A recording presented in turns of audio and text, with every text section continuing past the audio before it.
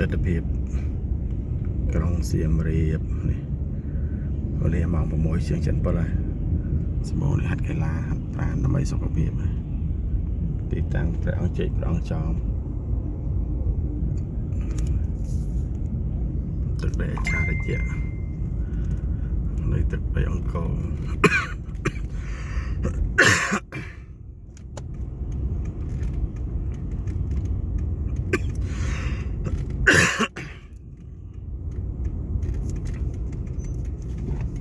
ទឹក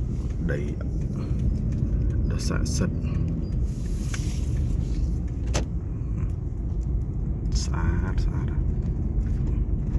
នេះជាឋានសួគ៌នៃមនុស្សលោកទាំងផ្លូវចិត្តទាំងផ្លូវអារម្មណ៍